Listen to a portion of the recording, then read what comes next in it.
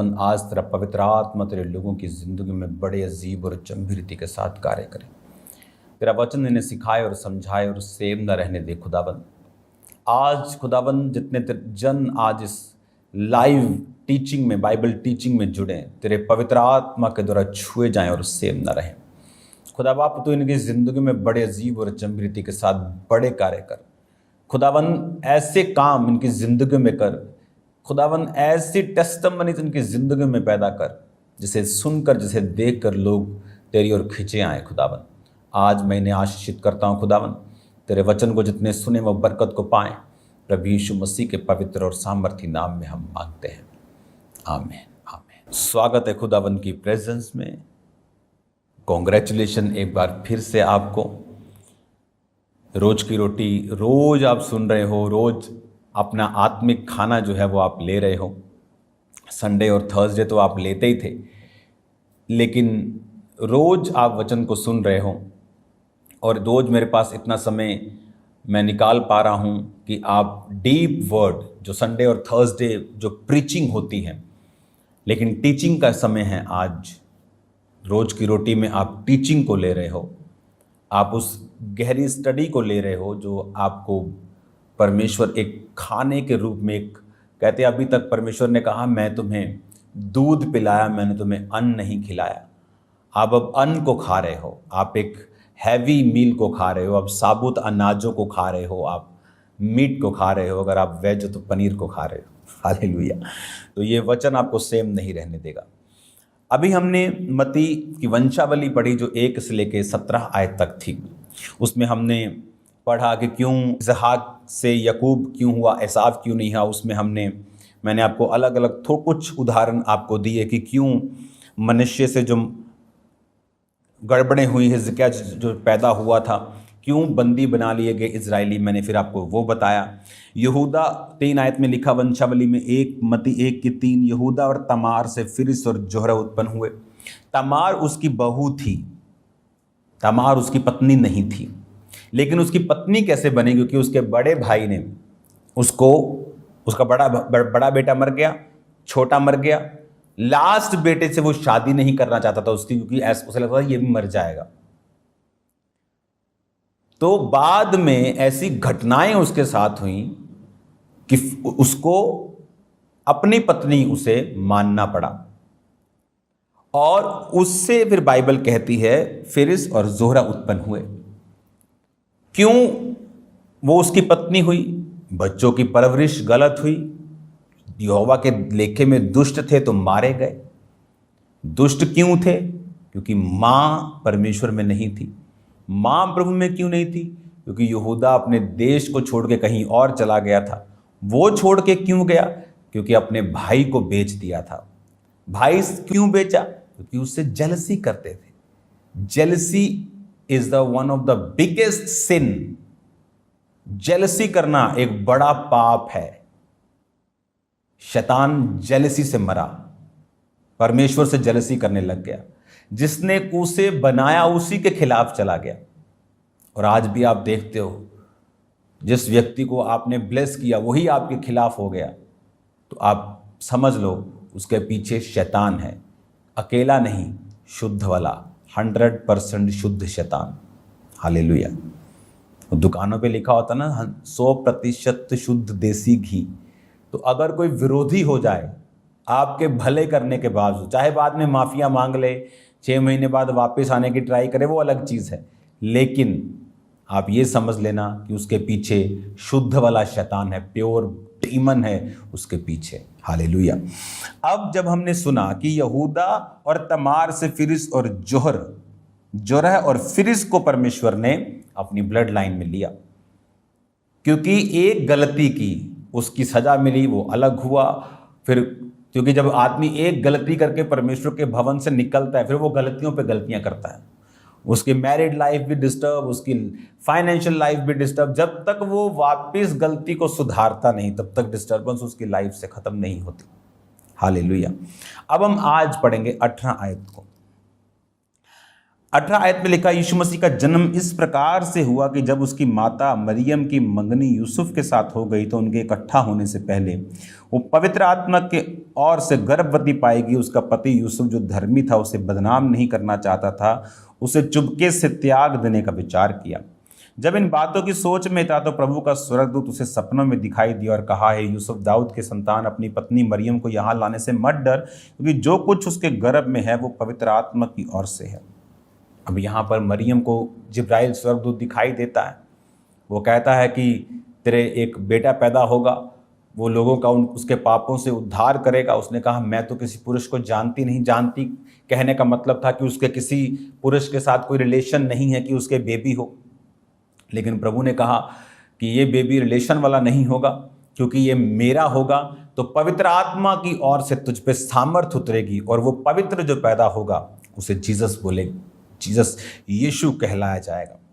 तो बाइबल कहती है उसके पति को जब मालूम हुआ कि मेरी पत्नी मैरिज से पहले ही प्रेग्नेंट है, तो उसे तो मालूम नहीं था कि ये क्यों है, उसे तो गलत ही लगा होगा, और वो धर्मी था। आपको मालूम, यूसुफ के पास ये पावर थी लीगली कि वो मरियम के ऊपर पत्थर वार करवा सकता था। उसके पास लीगली पावर थी उसको हरास करने की, उसको चौक में ले जाके उसको घड़ीसने की, उसको बेइज्जत करने की, क्योंकि वो मांगा गया था, उसके साथ पक्का हो गया था, मंगनी हो गई थी, तो वो बखेड़ा खड़ा कर सकता था। लेकिन बाइबल कहती है वो धर्मी था। आज लोग धर्मी अपने आप को बोलते हैं और स्टेजों के ऊपर से दूसरे लोगों पर अटैक करते हैं और बोलते हैं मैं धर्मी हूं, मेरे ऊपर सबसे बड़ी सामर्थ है। हालेलुया। जोक मारते हो सबसे बड़ा। यहां पर एक व्यक्ति जिसके पास जेन्युइन रीजन है किसी को घड़ीसने का, और वो बाइबल कहती क्योंकि वो धर्मी था और उसको बदनाम नहीं करना चाहता था। अगर आप नए नियम में पढ़ेंगे तो बाइबल कहती है अपने भाइयों की बदनामी मत करो। ये तो वो था जिसके पास रीजन था बदनाम करने का। इमेजिन करो अगर किसी के पास रीजन भी नहीं है, फेक रीजंस हैं, jealousy is the main reason, इसका मतलब उन्होंने चोला तो डाल लिया है सदूकियों और फरीसियों का, और वो आत्मा में भी सदूकी और फरीसी हैं। आपकी स्क्रीन पर सदूकी फरीसी की फोटो आएगी अभी। सदूकी फरीसी इस तरह के दिखते थे। जब वो जाते थे तो अपनी प्रेजेंस दिखाते थे, कपड़े, शॉल, कि हम आए हैं बाइबल टीचर, हम ही सिखा सकते हैं, रब्बी हैं हम। तो जीसस ने तब बोला था कि अपने धरती पर किसी को रब्बी मत कहना, बाप मत कहना। उसके कहने का मतलब वो नहीं था, उसके कहने का मतलब था कि यही लोग सिखा सकते हैं, ये बाप नहीं है, बाप स्वर्गीय पिता है। और अब आज आपको मैं क्या प्रीच करता हूं? मैं ये कहता हूं कि मैं ही सिखा सकता हूं, मैं बाप हूं, रब्बी हूं, या मैं ये कहता हूं जाओ और सुसमाचार सुनाओ? तो पौलुस कभी ना कहता कि मेरे स्पिरिचुअल सन तिमुथियुस इन बातों की ओर ध्यान दे। वो पौलुस कभी ना कहता कि तुम्हारे सिखाने वाले 10,000 भी हों, लेकिन सुसमाचार से मैं तुम्हारा पिता हुआ, क्योंकि मैंने तुम्हें सुसमाचार सुनाया है, मैंने तुम्हें जन्माया है आत्मा में। अगर शरीर में पिता है तो क्या आत्मा में नहीं होगा? जो कि आत्मिक जीवन असली है तो क्या उसमें नहीं होगा? जेलसी कि अपने आप को धर्मी कहना और दूसरे पे अटैक करना, ये शुद्ध शैतान है, मिलावट वाला नहीं, शुद्ध। हालेलुया। कहता वो धर्मी था, 19 आयत में उसे बदनाम नहीं करना चाहता, चुपके से कहता त्याग दूंगा। कि परिवार के लोग बैठेंगे, बात करेंगे, भाई साहब आपकी बेटी पहले से ऐसी है, ये कैरेक्टरलेस है, तो मैं इसे छोड़ता हूं, बखेड़ा खड़ा नहीं करना चाहता, मैं धर्मी हूं। धर्मी आदमी था, इसलिए खुदा ने उसे चुना था। किसी को कोई और होता तो बखेड़ा खड़ा करता। आज लोग पुलपट पे से दूसरों को अटैक करते हैं। अब उनके पुलपट से फील नहीं आती कि वो लोग खुदा का काम कर रहे हैं, ऐसा लगता है कोई स्पेशल पर्पस के तहत ये लगे हुए हैं, और खुदा उनको कामयाब नहीं करता। और जिसकी वो बुराई करने की कोशिश करते हैं वो 3 महीने में 10 गुना बढ़ जाता है। और खुदा एक चपेड़ लगाता है कि मैं इसके साथ खड़ा हूँ, मैं इसको बढ़ा रहा हूँ, मैं इसके संग हूँ, लेकिन तुम्हारे संग नहीं। हालेलुया। अब यहां देखो परमेश्वर क्या कर रहा है कि वो धर्मी था और कहता बदनाम नहीं करना चाहता था। धर्मियों की ये आदत होती है, वो अपनी लड़ाई खुद नहीं लड़ते। आज तक मेरे ऊपर बनाएगी एक भी वीडियो मैंने नहीं देखी, मेरा रिकॉर्ड है। मुझे नहीं मालूम, मेरा कई बार कोई घर में आता है, कोई बाल काटने या कोई सामान देने या कोई कपड़े वाले या कुछ बंदा, वो बताता है ओ फलाना बंदा इंटरनेट पे क्या बोल। मैंने कहा कौन, मुझे मालूम नहीं भाई। वो ऐसा वो जलसी करते। मैं कहा मेरे को ये भी नहीं मालूम किसकी तू बात कर रहा है, कौन जलसी करता है, क्या जवाब देना है, मुझे कुछ नहीं पता। मुझे खुदा के साथ करेक्ट रहना है, वो मेरी चिंता है। दुनिया करेक्ट समझे वो मेरी चिंता नहीं है। खुदा मुझे रॉन्ग समझे और दुनिया के सामने मैं प्रॉफिट बन के घूमता रहूं, अंदर व्यभिचार करता रहूं, वो मेरे से नहीं होगा। मैं अंदर क्लीन करके अपने आप को बाहर जाना चाहता हूं। बुरे रह के अंदर सेवा करने से बेटर ये है कि सेवा ना करो अगर तुम अंदर करप्ट हो। हालेलुया। जब आप धर्मी हैं तो आपकी निशानियां होंगी धर्मी की। सदूकी और फरीसी का कपड़े अगर आप देखेंगे अगर स्क्रीन के ऊपर, तो सदूकी और फरीसी दिखने में धर्मी थे, लेकिन किसने चढ़ाया क्रूस पर जीसस क्राइस्ट को? अन्य जातियों ने, दूसरे धर्म के लोगों ने। यही धर्मी समझने वाले, अपने आप को धर्मी समझना और दूसरे को गुनाहगार समझना उन लोगों ने। अपने आप को धर्मी और दूसरों को पापी समझना उन लोगों ने। अपने ही यहूदियों ने जीसस क्राइस्ट को क्रूस पर चढ़ा दिया था।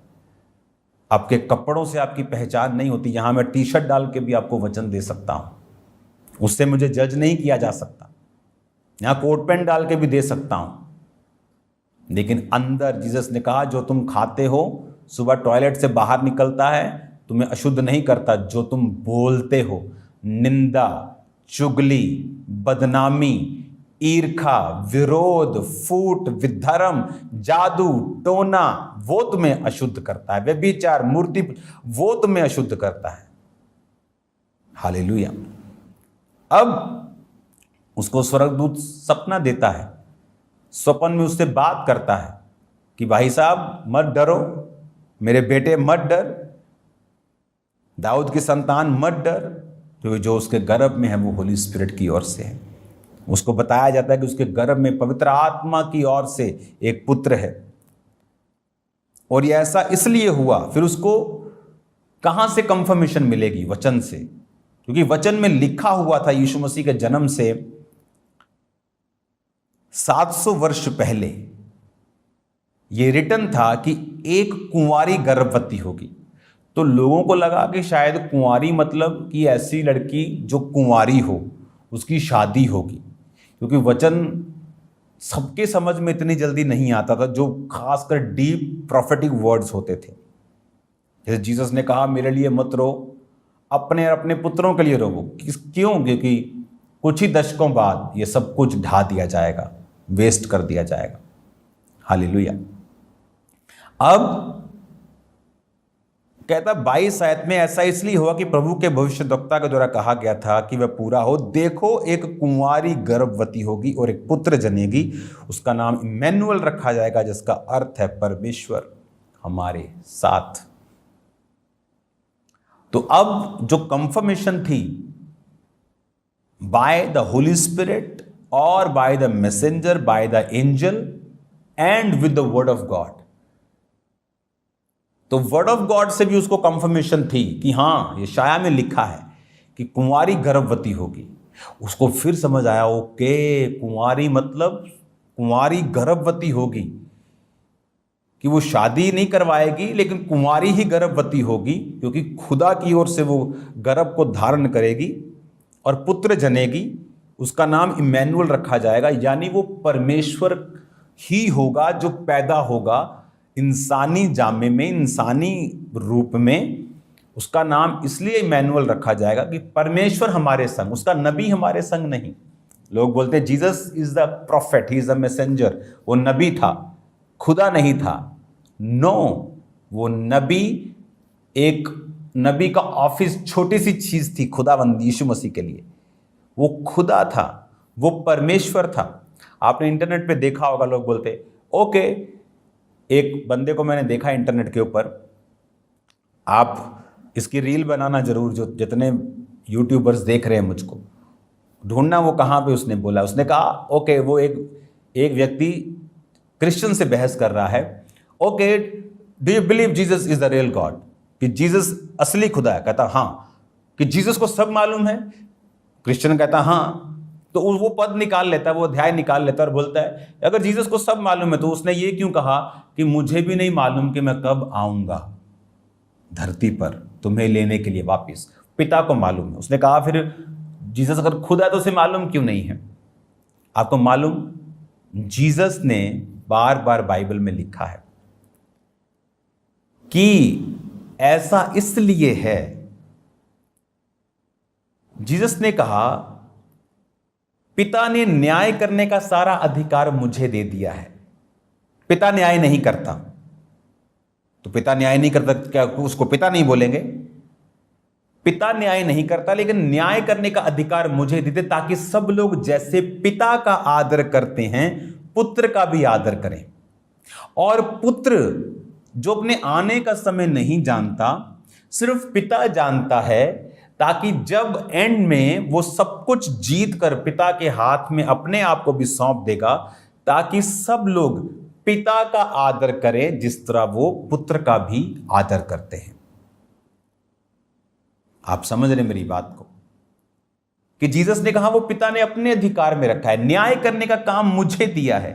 तो अगर जीसस गॉड नहीं है, वो न्याय नहीं करता। अगर वो नबी है तो वो सिर्फ न्याय नहीं करता, लेकिन उसे न्याय करने का अधिकार है। 12 गोत्र सब लोगों का न्याय जीसस ने करना है, खुदा ने नहीं करना। क्यों? परमेश्वर ने कहा ताकि जिस तरह वो बाप का आदर करते हैं पुत्र का भी आदर करें, एक बैलेंस करने के लिए सिचुएशन को, क्योंकि वो बैलेंस करने वाला खुदा है। लिया अप्रिय हुई, 6 बालक दिए। राहेल प्रिय थी, बांझ थी, बाद में 2 हुए। कौन? यूसुफ, बिन्यामीन। अब आपको समझ आ रही है मैं क्या आपको बोल रहा हूं कि इससे ऐसे क्यों? ताकि बैलेंस। जीसस ने पिता को सब कुछ सौंप दिया और पिता ने जीसस के हाथ में सब कुछ सौंप दिया। सूर्य उसकी रोशनी है, उसकी गर्मी है, लेकिन क्या हम उसको अलग अलग बोलते हैं? सूर्य की रोशनी अलग है, उसकी गर्मी अलग है, उसका ठोस जो है कोर अलग है। नो, सूर्य, बाप, बेटा, पवित्र आत्मा एक ही है। बाप जैसे बोलते हैं कि मर्द की जुबान एक होती ना, तो बाप की जुबान एक ही है जिसने देह धारा और वो धरती पे आया। बाप कुर्सी पे बैठा है, लेकिन उसका आत्मा आप में मौजूद है काम को करने के लिए। बाप हर जगह नहीं जाता। न्याय करने का काम उसने अपने बेटे को दे दिया है, क्योंकि वो तीनों एक ही हैं। काम अलग अलग, लेकिन वो एक ही हैं। हालेलुया। अब जब उसको बोला गया कि उसका नाम इमैनुअल रखे, अगर वो नबी होता तो उसका नाम इमैनुअल नहीं होता। मोस्टली लोग क्या करते हैं, जब वो क्रिश्चियन से बहस करते हैं, बाइबल का एक अध्याय उठा लेते हैं अनपढ़ों की तरह और उसको कोट करते रहते हैं। ना उसके आगे पढ़ते हैं, ना उसके पीछे पढ़ते हैं, ना उसको सही रीति के साथ उसको बाय स्पिरिट जांचते हैं। जस्ट एक वचन पढ़ के उस पर बहस करने के लिए आ जाते हैं। हालेलुया। तो जब परमेश्वर ने कहा उसका नाम इमैनुअल रखा जाएगा, मतलब खुदा हमारे संग, नबी हमारे संग नहीं। वो नबी भी था, वो हीलर भी था, वो चंगा करने वाला भी था, वो टीचर भी था, वो इवेंजलिस्ट भी था, वो प्रीचर भी था, वो प्रेरित भी था। हालेलुया। तो उसका नाम इमैनुअल यानी प्रभु हमारे संग, परमेश्वर हमारे संग, कि वो खुदा जो था वो हमारे संग आएगा और वो हमारे संग रहेगा। हालेलुया। कि आज उसने कहा कि उसका नाम तू यीशु रखना, क्योंकि वह अपने लोगों का उनके पापों से उद्धार करेगा। लोगों का उद्धार करेगा पापों से। पापों को मिटाएगा। कौन मिटा सकता है? कि नबी पाप मिटा सकता है क्या? नहीं मिटा सकता। पाप मिटा सकता है तो परमेश्वर। तो जीसस ने कभी ये कहा, ऐसे भी कहा कि मैं तेरे पाप माफ करता हूं, जा तेरे पाप माफ हुए। नबी पाप माफ नहीं कर सकता, खुदा कर सकता है। इसलिए तो वो सदूकी फरीसी जो कपड़े डाल के रहते थे बोलते थे कि ये कैसे बोल सकता है, ये कौन है, खुदा है क्या? वो खुदा ही था, वो खुदा ही था कि तेरे पाप माफ हुए। वो अकेला नबी तो एक छोटा सा ऑफिस है उसका, कि आप कोई गाड़ी चला रहा है मर्सिडीज, तो आप उसको मर्सिडीज का ऑनर या उसको ड्राइवर नहीं बोल सकते। वो तो उसका एक छोटा सा पार्ट है, उसकी बड़ी कंपनी है। वो टेस्ला का मालिक है, वो माइक्रोसॉफ्ट का मालिक है। तो वो तो उसका छोटे छोटे उसके पार्ट्स हैं। जीसस क्राइस्ट एक नबी था, वो एक भविष्यद्वक्ता था, वो एक चंगा करने वाला परमेश्वर था, लेकिन असल में वो खुद परमेश्वर था। इसलिए कहा कि उसका नाम इमैनुअल रखा जाएगा, जिसका मतलब है प्रभु हमारे साथ, परमेश्वर हमारे साथ। वो आपके साथ है। इसको कंटिन्यू, मत्ती 1 अभी खत्म नहीं हुआ, इसको जारी रखेंगे। अपने हाथों को उठा। खुदा बाप, आज जितना वचन तेरे लोगों ने सुना वो 100 गुना बरकत को पाए, 100 गुना आशीष को पाए, वो सेम न रहे। खुदाबंद तेरा पाक रूह इन्हें छुए, चंगा करे, आजाद करे। In the mighty name of Jesus be healed. यीशु मसीह के नाम में चंगे हो जाओ और आजाद हो जाओ। सब बीमारियां तुम्हारे शरीर को छोड़कर चले जाएं। जीसस तुम्हें चंगा करते हैं right now in the name of Jesus. Thank you Lord.